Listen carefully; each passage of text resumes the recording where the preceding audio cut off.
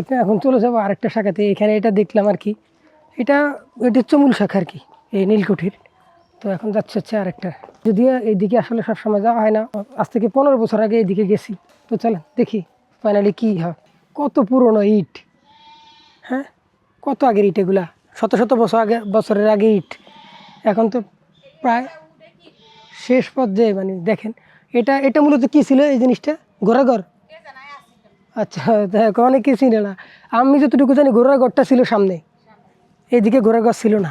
তবে এগুলা দেখেন এখন খালি ইট আছে, আর কোনো কিছুই বোঝা যাচ্ছে না। বাট ওই দিকটা দেখলেন তো কীরকম, ওই যে দিকে অনেক দূর আছে। আমি ওই দিকে ঘুরে আবার একটু যাবো, গিয়ে আপনাদেরকে দেখাবো। এই যে দেখেন এই দিক দিয়েও কিন্তু অনেক দূর ইট। নিজের এলাকার মধ্যে এরকম একটা কুঠি ছিল, নীলকুঠির। কুঠিরটা মানে শেষ পর্যায়ে এখন দরজা জানালার যে ইয়েগুলা আকারগুলা ওগুলো আছে এখন।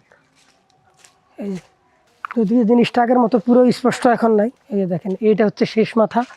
আমি পুরো শেষের দিকে চলে আসি। বিশাল, এখন শুধু এই ইটে দাঁড়ায় আছে। হয়তো বা পুরোপুরি আমি আপনাদেরকে বুঝাইতে পারবো না জিনিসটা কী ছিল, আমি নিজেও জানি না। ভাইয়ের কাছ থেকে শুনলাম এই জায়গায় নাকি পাশে দিতে, দেখেন এটা পাশের মঞ্চ।